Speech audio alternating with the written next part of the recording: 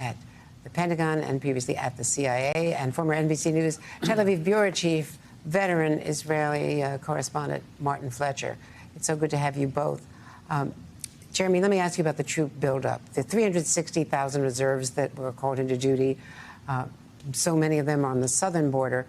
Israel has enough forces to also patrol the northern border, but so far the assumption has been that Hezbollah will not become fully engaged. I should point out that the Iranian foreign minister was just in Beirut meeting with Hezbollah leaders just in the last few days. Yeah, Andrea, I don't know that we know at this hour whether or not Hezbollah has made the decision to become engaged or not. They may want to wait and see how the ground invasion of Gaza unfolds. They may be a reserve force for the Iranians because, of course, they serve as Iran's proxy. But I think looking at Israel's various borders, one of the key lessons out of this whole situation is, of course, the land for peace bargain has failed.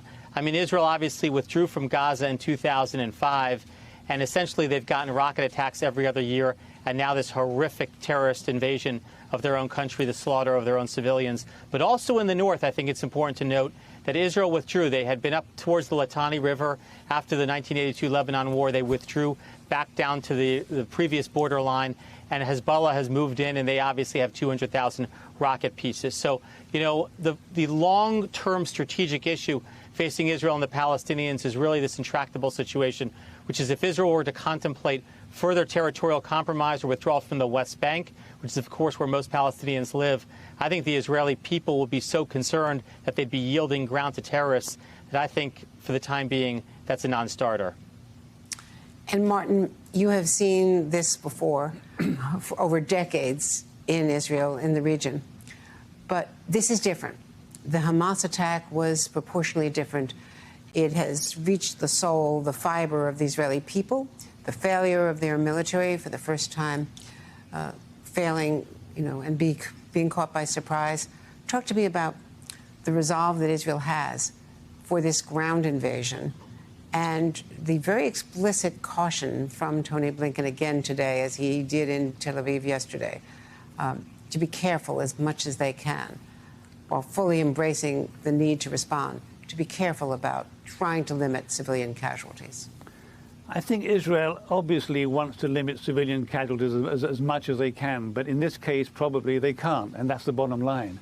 Israel, as a result of this extraordinarily atrocious attack on their citizens in their homes on Saturday and the next day, as a result of that, Israelis are feeling vulnerable. They're feeling, there's a sense of, we thought the Holocaust was over. This is the worst attack on Jews since the Holocaust. In one day, it's rather extraordinary how many people were killed, how defenseless the victims felt, how they called for help from their own army, which didn't arrive in some cases for as much as 8, 9, 10 hours. So the idea that terrorists could just wander around their homes and pull people out of their beds and kill them and shoot babies in their beds, this is something that has completely changed the psyche of Israel overnight. And so I think the Israelis are united. They feel the need. This is it. They've got to take out Hamas.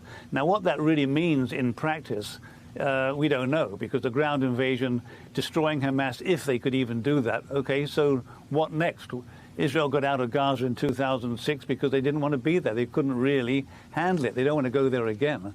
So this is an extraordinarily sensitive time for Israel. They're very conscious of the fact that this wasn't an attack only against Israel. It was an attack against all Jews. The call from Hamas has already gone out, strike Jews anywhere in the world. So it's not only about Israel. It's about the Jews, and it always has been.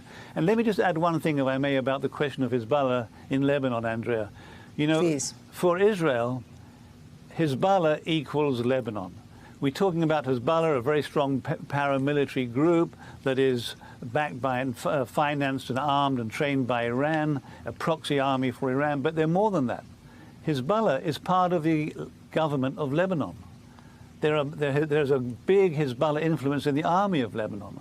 So if Israel strikes Hezbollah, they're striking Lebanon. They've already said many times that if Hezbollah goes to war with Israel, then Lebanon will take the brunt of the response. So it's this is not only about Israel and a paramilitary force. It's about Israel and another neighbor, Lebanon. And in fact, there are Hezbollah parliamentarians in Lebanon. They are fully in the fabric of the government there. That's such a good point. Jeremy, we now know from the White House that President Biden today has spoken to the 14 American families of those who are still not accounted for.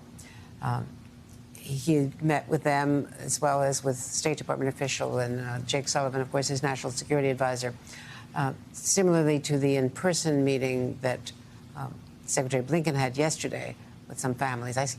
The president also earlier spoke to 60 Minutes to Scott Pelley about why he wanted to talk to these families. Why do you feel so strongly about speaking to these families personally on Zoom? Because I think they have to know that the President of the United States of America cares deeply about what's happened to them. Deeply. We have to communicate to the world this is critical. This is not even human behavior. It's pure barbarism. And we're going to do everything in our power to get them home if we can find them. That is Joe Biden. That is the essence of Joe Biden. And I should add also Tony Blinken in the extraordinary meetings he held yesterday, Jeremy. That has made a difference. The Israelis I talked to say that when they saw the president's speech the other night, when they saw Tony Blinken's yesterday, some of them, including officials, were in tears. Yeah, the statements, the moral clarity really from the president and from our Secretary of State has been striking at this hour. And it's precisely what the Israeli people need. They needed to be consoled. And there are now billboards in Tel Aviv saying, thank you, Joe Biden. And it's really because Joe Biden has a 50-year history of working on the Middle East and a 50-year history of standing shoulder to shoulder with Israel. Also, Secretary Blinken has his own personal history, had parents, grandparents who survived pogroms, the Holocaust, and he stood there, as he told Bibi Netanyahu, he stands there not just as an American Secretary of State, but as a Jew. And you can really feel the emotion coming from American officials. Everybody I've talked to have been personally, emotionally moved, and they want to help Israel. But to Martin's point, Israel does not have terrific military options in clearing Gaza. They don't want to occupy Gaza for a permanent status. They want to go block to block, street by street, take out HVTs, take out Hamas leadership, take out command and control nodes, take out the weapons and rocket factories and the weapons caches, and they want to make the southern part of Israel more safe. And I think the Arab countries are going to have to step up, take refugees from Gaza ultimately, and provide a humanitarian corridor for them so that Israel can conduct these clearing operations as any country would. Something Egypt right now is refusing to do. Martin, you have a unique perspective also from all of your decades there as to why Arab countries have not come to the defense of Palestinians and have, in many regards, ignored them for decades. And share with us your wisdom about that. Well, the Arab states pay lip service to the Palestinian cause and say there can't be progress in this field or that field until there's peace with the Palestinians. But as you say, there's not many Arab countries right now stepping up to the Palestinians saying, hey, come here, we'll keep you safe. In fact, guess what? Zero. So part of the problem, part of the history of the Palestinians with the Arab nations is that wherever the Palestinians have gone, frankly, they brought instability. They went into Lebanon. They created a state within a state in southern Lebanon that Lebanese rejected and hated, and in the end, they were part of the civil war in Lebanon. Then when the Palestinians went into Jordan, there was a civil war again in 1970 between the Palestinians and the government of Jordan. So, and then when the Palestinians, as they've gone to work in the Gulf states, they've been focused on improving their lives, but they've always supported the Palestinian cause. So they brought instability, frankly, wherever they've gone. And I haven't found a polite way to say this, but most Arab states don't like the Palestinians.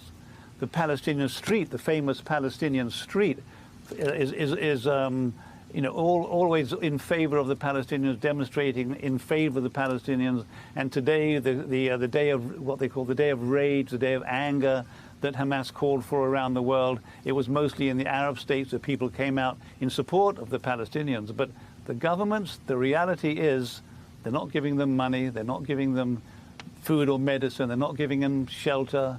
The only people giving them anything is the government of Qatar, which gives the Palestinians in Gaza $10 million a month. And that's because Israel wants them to do that in order to create some kind of stability. But that didn't work, did it?